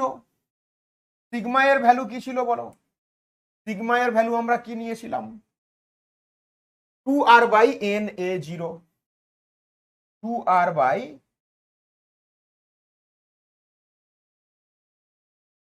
সিগমা এর ভ্যালু কি ছিল, 2r/na0। তাহলে 2s কক্ষপথ মানে n এর মান কত 2, 2r/n এর মান কত 2 ইন্টু a0, তাহলে সিগমা এর মান কত আর বাই এ জিরো, সিগমা এর মান কত হয়ে গেল আর বাই এ জিরো। তাহলে তাহলে মাইনাস সিগমা বাই টু এর ভ্যালু কত, তাহলে minus R by two a zero. তাহলে দেখো ইকুয়েশনটা দেখো, এবার 1/√2 √2 এটা হচ্ছে সি এর ভ্যালু, এই যে সি এর ভ্যালু না 1/2√2, এগুলো সব ইকুয়েশন গুলো ক্যালকুলেশন করলে আসে। তাহলে দেখো তাহলে আমার মূল ইকুয়েশন কি হয়ে যাচ্ছে 1/c into 1/a0 to the power 3/2 E to the power minus sigma by 2 এর মান কত minus R by 2a0 into R to the power কি ছিল আমাদের, আচ্ছা সিগমা টু দি পাওয়ার আবার কি ছিল, সিগমা টু দি পাওয়ার এল।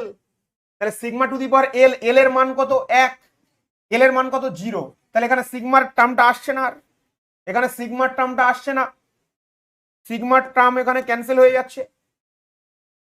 তারপরে কি ছিল আমাদের R to the power N minus L minus 1, তাহলে R to the power N minus L minus 1 এর মান কত 1। আর এইখানে দেখা গেছে যে এই ইকুয়েশনটা আসছে 2 minus R by A zero. তাহলে ব্যাপারটা বুঝতে হবে যে আর 2s এর ইকুয়েশন কি হবে, c into 1/a0 to the power 3/2 E to the power minus R by 2a0 into 2 minus R by a0। এই ইকুয়েশনটা, এই যে ইকুয়েশন, এটা হলো 2s এর ইকুয়েশন, 2s কক্ষকের ইকুয়েশন এটা, 2s কক্ষকের ইকুয়েশন এটা। ওকে, তো আমরা ইকুয়েশনে যাব না, আমরা শর্টকাট ট্রিক্স এর মাধ্যমে শিখবো। এটা তোমাদের কঠিন লাগবে, আমি আবারও বলছি এই ইকুয়েশনকে ইগনোর করে যাও, এই ইকুয়েশনকে ইগনোর করে যাও। দেখো তাহলে n মাইনাস এল মাইনাস 1 এর মান দিয়ে আমরা লেখচিত্র করব। দেখো মনে করো 2s, পরীক্ষায় প্রশ্ন দিয়েছে 2s এর লেখচিত্র অঙ্কন করো। তাহলে 2s এর n মাইনাস এল মাইনাস 1 এর মান কত 2 মাইনাস 0 মাইনাস 1, তাহলে কত 1। তাহলে যতগুলি n মাইনাস এল মাইনাস 1 এর মান বেরোবে ততগুলি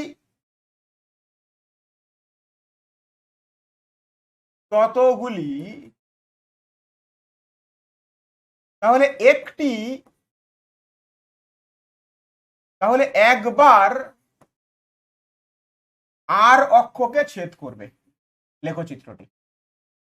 কিরকম দেখো, আমাকে যদি বলে সিম্পলি এঁকে দেবো আমি, আর এর সাথে আর এর লেখচিত্র অঙ্কন করো, তাহলে সিম্পল।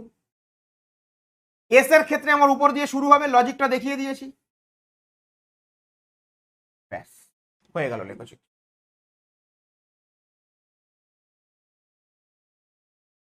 এই n মাইনাস এল মাইনাস 1 এর মান যদি 1 বেরোয়, তাহলে লেখচিত্রটা উপর থেকে এসে এই এখানে একে একবার ছেদ করবে। একে ছেদ করবে মানে কি, নিশ্চয় নিচের দিকে নামতে হবে, আবার উপরের দিকে উঠে যাবে, ব্যাস এইভাবে মনে রাখবে। তাহলে এস কক্ষকের লেখচিত্র আর এর সাথে আর এর এস কক্ষকের ক্ষেত্রে লেখচিত্র কি হবে, উপর থেকে নিচের দিকে নেমে আসবে। 2s এর ক্ষেত্রে n মাইনাস এল এর মান 1 বেরিয়েছে, তার মানে একে ছেদ করে নিচের দিকে নেমে আসবে। যদি 2 বেরোতো তাহলে উপরে ছেদ করে উঠে যেত। তাহলে যতবার এই n মাইনাস এল মাইনাস 1 এর মান যতগুলি বেরোবে, ওই লেখচিত্র এই অক্ষকে ততবার কাট করবে। ওকে, চলো 3s এর লেখচিত্র, এই ইকুয়েশন আসে 3s এর লেখচিত্রের জন্য, ইকুয়েশন এটা আমরা ইকুয়েশনের দিকে যাব না, এই ইকুয়েশন থেকে লেখচিত্র অঙ্কন করা হয়। আমরা ইকুয়েশনে যাব না, কারণ তোমরা সবাই 11-এ পড়ছো, কঠিন লাগবে তোমাদের। তাই আমরা কি করব, আমরা কি করলাম 3s এর ক্ষেত্রে n minus L minus 1, 3 minus 0 minus 1 মানে কত 2। তার মানে দেখো লেখচিত্রটা দেখো দুবার কাট করেছে, এই একবার এই একবার। আর এস মানেই কি আমি বলে দিয়েছি, উপর থেকে নিচের দিকে নেমে আসবে, উপর থেকে নিচে নামলে একবার কাট করলো, তাহলে আরেকবার কাট করতে গেলে কি ওকে উপরের দিকে উঠতে হবে, ব্যাস। দেখো এখানে কিন্তু ছেদ করেনি, এখানে ছেদ করানো যাবে না। তাহলে যতগুলি n মাইনাস এল মাইনাস 1 এর মান লেখচিত্র হবে ততবার কাট। ওকে, চলো এটা কার লেখচিত্র, তাহলে 3s কক্ষকের। চলো এটা 4s কক্ষকের। তাহলে আমরা দরকার নেই ক্যালকুলেশন, আমি আর রাখিনি ওই জন্য 4s। তাহলে n মাইনাস এল মাইনাস 1 তাহলে কত 4 মাইনাস 0 মাইনাস 1, তার মানে কত 3। তাহলে দেখো লেখচিত্রটা এখান থেকে শুরু হয়েছিল, এই একবার কাট করলো, এই একবার কাট করলো, এই একবার কাট করলো, এই একবার কাট করলো, দেখো 1 আবার একবার 2, আবার একবার 1 2 3। আচ্ছা এখানে কত বেরিয়েছে? n প্লাস এল,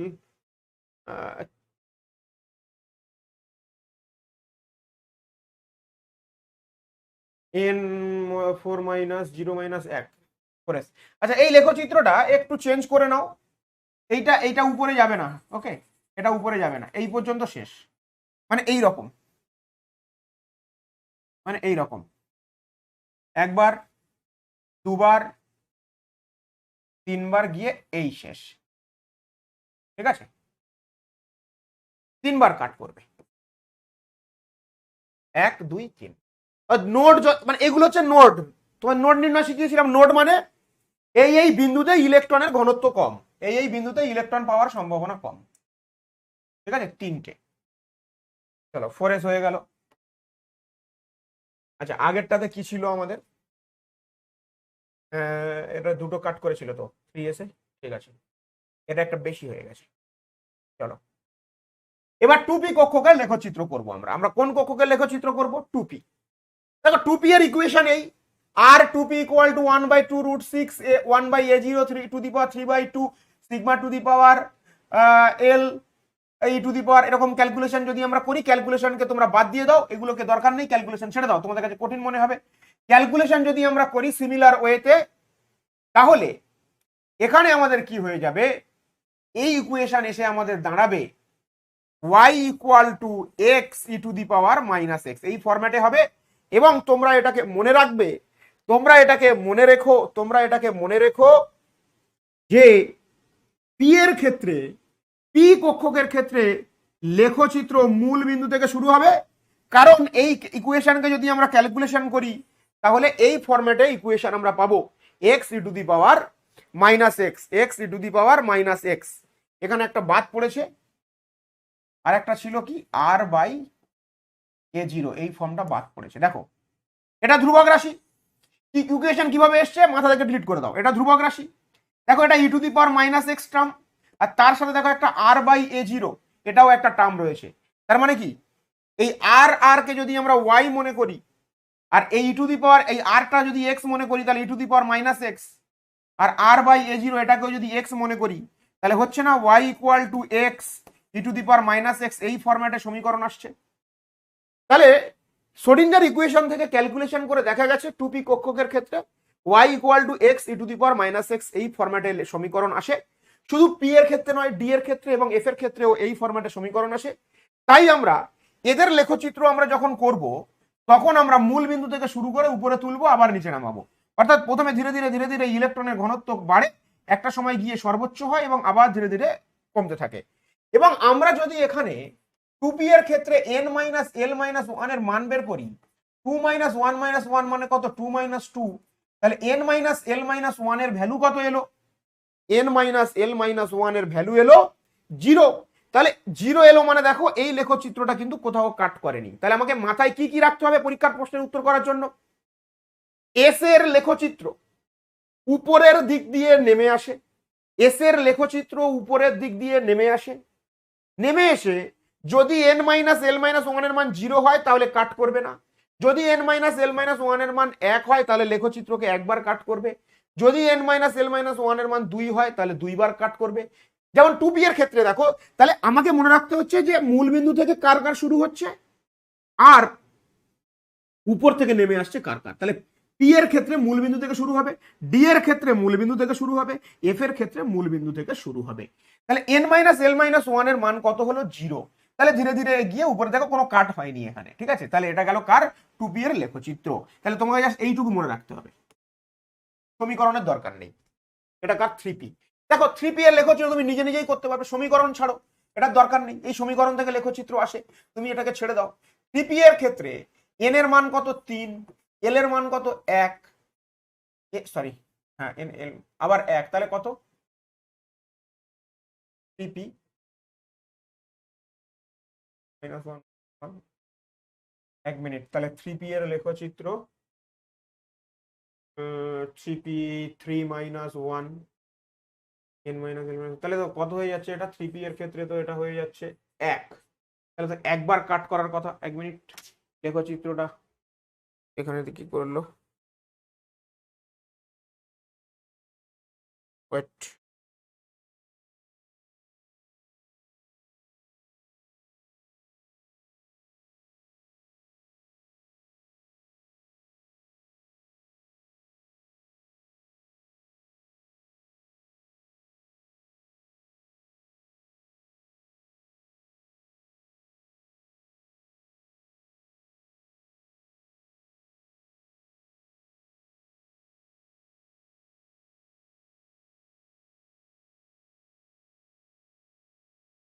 লেখচিত্রটা লেখচিত্র এখানে গুলিয়ে দিয়েছে, ঠিক আছে। চলো, এই লেখচিত্রটা হবে না। লেখচিত্রটা কেমন হবে দেখে নিই আমরা। N plus L, N minus L minus one এর মান কত বেরিয়েছে? তাহলে এদিকে যদি আমরা আর এর, আর এদিকে যদি আমরা আর আর এটা রাখি, তাহলে এই লেখচিত্র মূল বিন্দু দিয়ে শুরু হবে, একবার কাট করে ব্যাস। যেহেতু N minus L minus one এর মান এক বেরিয়েছে, তাহলে একবারই এই লেখচিত্রকে কাট করবে। লেখচিত্র কবার কাট করবে? একবার। ওকে, চলো, এটা হয়ে গেল আমাদের 3p এর লেখচিত্র। নেক্সট দেখো 3p, এটা এটা টাচ হবে না, ঠিক আছে, এটা টাচ হবে না। এগুলো যেমন টাচ হয়ে গেছে, তো এগুলো টাচ হবে না। এই আর আর টাচ হবে না। এখানে একবার ছেদ করে গেল, ব্যাস, একবার কাট। আর এটা এইবার গিয়ে এই গিয়ে এই গিয়ে এই দুবার কাট। তাহলে 2p 3d 4f, দেখো 2p এর কত, 2 মাইনাস এ, 3d এর ক্ষেত্রে যদি আমরা দেখি, 3d এর যদি আমরা দেখি n minus L minus one, তাহলে কি হবে? 3 মাইনাস 2 মাইনাস 1 মানে কত? 0। 4f এর ক্ষেত্রে যদি আমরা দেখি, n minus L minus one এর মান কত? 4f এর 4 মাইনাস 3 মাইনাস 1 মানে কত? 0। তাহলে 2p 3d 4f এদের প্রত্যেকের n মাইনাস এল মাইনাস এর মান 0। তাই এদের প্রত্যেকের লেখচিত্রটা কেমন হবে? এরকম গিয়ে ছেদ করবে না। এটা একটু মিস্টেক হয়ে গেছে, এগুলো আমি এঁকে দিয়েছি রাইটটা, এটা টাচ করবে না, উপরের দিকে থাকবে। তাহলে কারণ এখানে 3p 4d 5f এদের প্রত্যেকের n minus L minus one এর ভ্যালু হবে 1। এখানে প্রত্যেকের n minus L minus one এর ভ্যালু হবে 2। তাই লেখচিত্রগুলো সব দুইবার করে কাট করেছে। লেখচিত্রগুলো দুইবার কাট করেছে, এখানে একবার, এখানে কাটই করেনি। তাহলে পরীক্ষায় প্রশ্ন দেবে নিচের কোনটি 2p এর লেখচিত্র আর আর এর সাথে আর আর ভ্যালুর। পরীক্ষায় প্রশ্ন দেবে রেডিয়াল ওয়েভ ফাংশনের সাথে আর এর লেখচিত্র নিচের কোনটি। তাহলে তোমরা নিশ্চিত লেখচিত্রগুলো বুঝে গেছো। চলো নেক্সট, এইবার আর স্কোয়ারের সাথে লেখচিত্র। ওকে, আর স্কোয়ারের সাথে লেখ। তাহলে আর ওয়ান এস এর সমীকরণ এটা, একে যদি আমরা স্কোয়ার করে দিই, আমরা এই ধরনের সমীকরণ পাবো। তো দেখো, আর স্কোয়ার ওয়ান এস এর সমীকরণ আমরা কেমন পাচ্ছি? 4 into 1 by A zero to the power cube e to the power minus 2r by A zero. এটা কেমন দেখতে? Like y equal to e to the power minus x, y equal to e to the power minus x. তো যেমন 1s এর লেখচিত্র ঠিক যেমনটাই ছিল, সেই একই ফরম্যাটের লেখচিত্র হবে আর স্কোয়ারেরও। তাহলে 1s এর ক্ষেত্রে ঠিক যেমনটা লেখচিত্র ছিল তেমনটাই, কারণ একই ফরম্যাট এসছে। তাহলে এটা হবে 1s এর লেখচিত্র আর স্কোয়ারের সাথে। 2s এর লেখচিত্রের পরিবর্তনটা কি হলো দেখো। আমাদের 2s এর লেখচিত্রটা কেমন? আমরা আর স্কোয়ার আর এর জায়গায় আমরা সাই স্কোয়ারও লিখতে পারি। হ্যাঁ, আমরা কি লিখতে পারি? সাই স্কোয়ার লিখতে পারি। আগেরটাতে সাইও লিখতে পারতাম আর আর এর জায়গায়। আগের যে লেখচিত্রটা আমাদের ছিল, সেই লেখচিত্রটা মানে আর আর এর সাথে আর এর লেখচিত্র কেমন ছিল? এসে একবার কাট করে,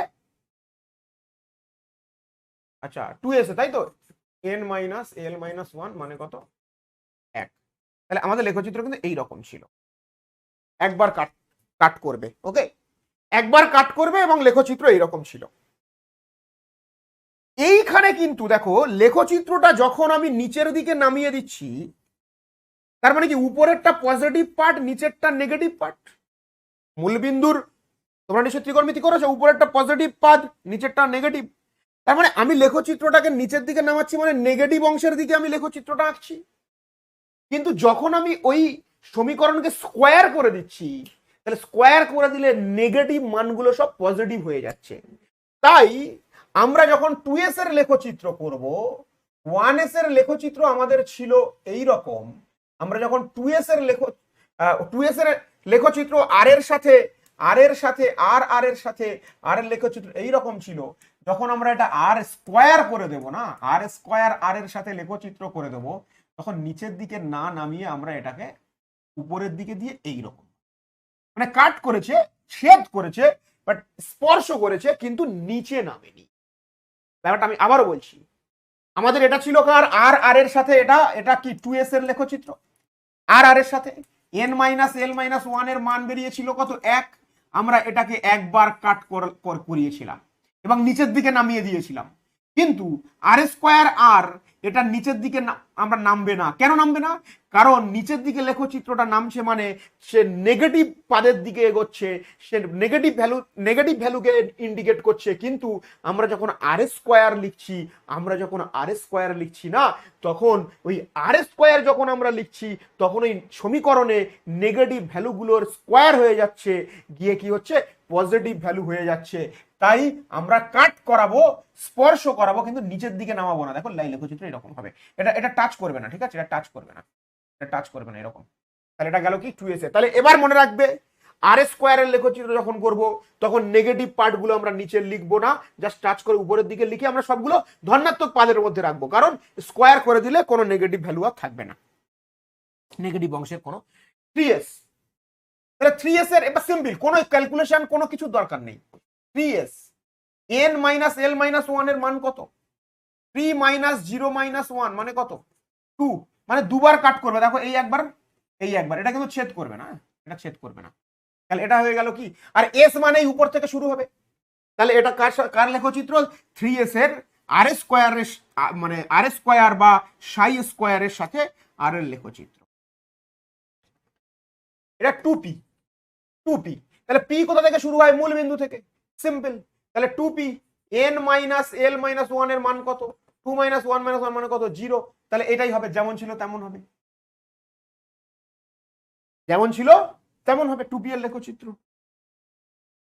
3p এর লেখচিত্র।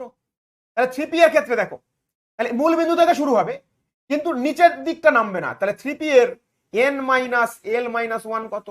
3 - 1 - 1 মানে কত? 1। তাহলে এটা আমাদের এস এর ক্ষেত্রে উপর থেকে শুরু হয়ে নিচের দিকে নেমে আবার উপরে উঠছিল।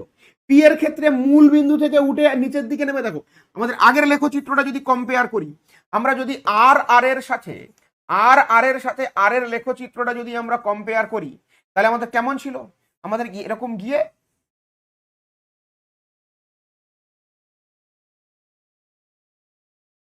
এরকম ছিল, এরকম একবার কাট করেছিল। কিন্তু সেটাকে আমরা কি করলাম, একবার কাট তো করেছে কিন্তু নিচের দিকে নামাইনি, যদি স্কোয়ার আছে নেগেটিভ পাদের দিকে নেই, একবার স্পর্শ করে আবার উপরে চলে গেল। এরকম ভাবে লেখচিত্রগুলো তোমাকে শুধু মনে রাখার দরকার। চলো নেক্সট, এগুলো হচ্ছে 4π আর এর আর ভার্সেস আর। এটা কি?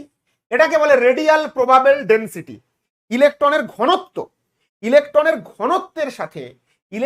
ঘনত্বের সাথে ব্যাসার্ধের লেখচিত্র সিমিলার। এটা একই লেখচিত্র। এই উপর থেকে উঠে এসে টাচ করবে না, এগুলো ভুল হয়ে গেছে, টাচ করবে না। এখানে এটা কার? এটা 2s এর ক্ষেত্রে কবার টাচ করবে? একবার টাচ করবে, এই একবার টাচ করবে, ঠিক আছে, 2s এর। এটা কার? এটা হচ্ছে 3s এর n-l-1 এর মান কত? 3 - 0 - 1 বারবার লিখছে 2, দেখো দুবার স্পর্শ করেছে, এই ঠিক আছে। এগুলো যেহেতু স্কোয়ার টার্ম আছে না, সেহেতু এখানে নেগেটিভের দিকে লেখচিত্রগুলো নামবে না। দুটো কথা আমি শেষে আরো একবার বলবো, এটা 3p এর 3p n minus l minus 1, তাহলে কি হবে? 3 মাইনাস 1 মাইনাস 1, তাহলে কত? 1। দেখো মূল বিন্দু থেকে শুরু হয়ে একবার স্পর্শ করলো, ব্যাস এই পয়েন্টে ইলেকট্রনের ঘনত্ব সর্বোচ্চ, এটাই বোঝাচ্ছি।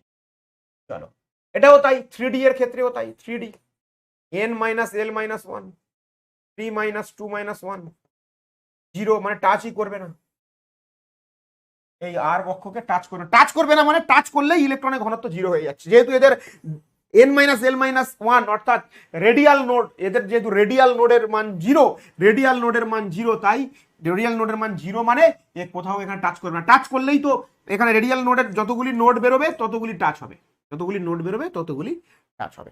তো এই হচ্ছে বিষয়। তাহলে আশা করি তোমরা ব্যাপারগুলো বুঝতে পেরেছো, ঠিক আছে? আশা করি ব্যাপারগুলো বুঝতে পেরেছো। চলো একটা দুটো অঙ্ক দেবো বলে ভাবছিলাম। তাহলে শোনো, আরো একবার আমি বলে দিচ্ছি, শর্টকাটে বলে দিচ্ছি, শর্টকাটে লেখচিত্র ট্রিক্স বলে দিচ্ছি। ট্রিক্স কি?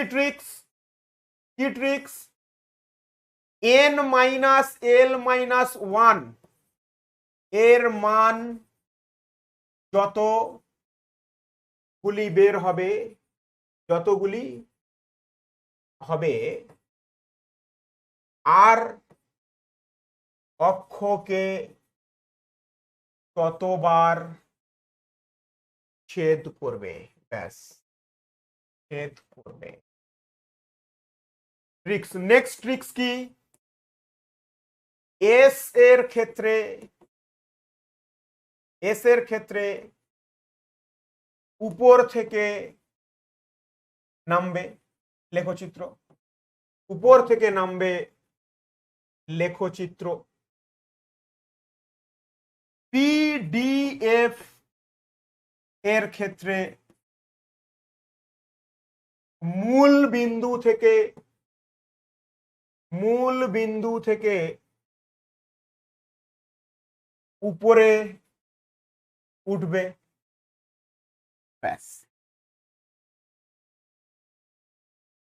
সাই স্কোয়ার বা আর স্কোয়ার আর এর ক্ষেত্রে নেগেটিভ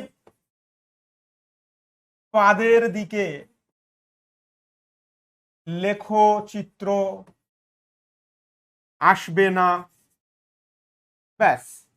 এই কটা কথা যদি তুমি মনে রাখতে পারো তাহলে তুমি ইজিলি যে কোনো লেখচিত্র আঁকতে পারবে। আশা করি এগুলো মিলিয়ে তোমরা করবে।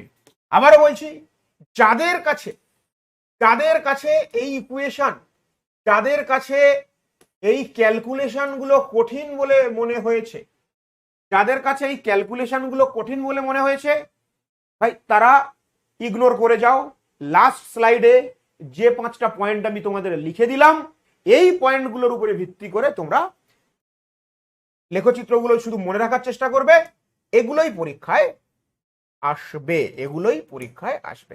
চলো একটা কোশ্চেন দেবো তোমাদের, একটা কোশ্চেন দিয়ে আমি সমাপ্ত করব আজকের ক্লাস।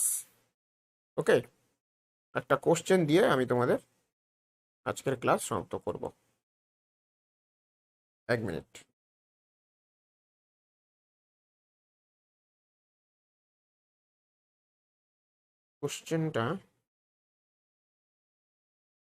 কোশ্চেনটা দিয়ে দাঁড়াও।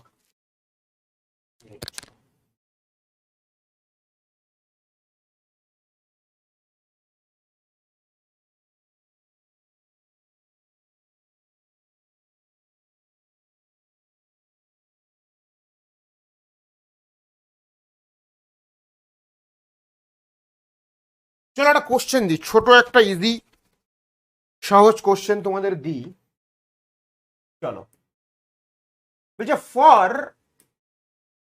সাই 210 ফাইন্ড দা প্রথম question, find the orbital. Second question, orbital momentum. এই দুটো কোশ্চেন দিয়েছে, ঠিক আছে? এই দুটো কোশ্চেন দিয়েছে। ওকে, দেখো তাহলে যদি কোথাও এরকম লেখা থাকে যে সাই তলায় এরকম ভ্যালু লেখা থাকে, তাহলে তুমি ভাববে এন এল এম এই তিনটে কোয়ান্টাম সংখ্যার কথা বলছে। ঠিক আছে, তাহলে সাই 210 বলছে মানে তাহলে কক্ষপথ বলছে 2 নম্বর, আর এল এর কথা বলছে 1 মানে পি উপকক্ষ, আর এম এর মান বলছে 0, এম এর মান বলছে 0। তার মানে পি জেড কক্ষকের কথা এখানে বলছে। কারণ আমি তোমাদেরকে বলেছিলাম যে এম কক্ষকের যে পি জেড কক্ষকের এম এর মান 0 হয়। তাহলে কোন অরবিটাল কথা বলছে? তাহলে অ্যান্সার হয়ে গেল আমাদের 2p কক্ষকের কথা বলছে, 2p। আচ্ছা, অ্যাঙ্গুলার অরবিটাল অ্যাঙ্গুলার মোমেন্টাম কত? Orbital angular momentum √over L into L plus 1 h/2 পাই। তাহলে এল এর মান কত? 1। তাহলে 1 ইন্টু 1 প্লাস 1 h/2 পাই। তার মানে কি √2 h/2 পাই। এত বোর ম্যাগনেটন। ওকে, এত বোর ম্যাগনেটন বোঝা গেল। তো চলো আরো একটা কোশ্চেন তোমাদের তাহলে দিচ্ছি। এইটা HW, এটা HW, এটা HW। চলো কোশ্চেনটা হলো সাই 400 ফর দিস অরবিটাল, এই অরবিটালের জন্য find the value of orbital and calculate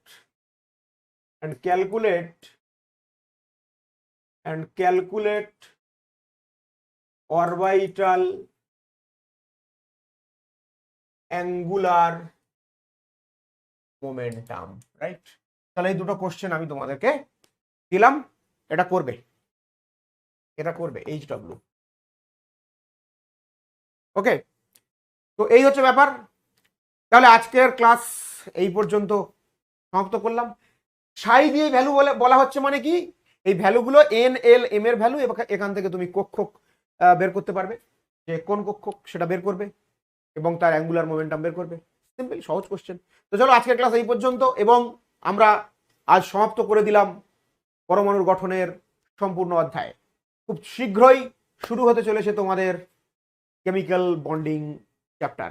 তো চলো সবাই ভালো থেকো, সুস্থ থেকো, আর সবাইকে জয় হিন্দ।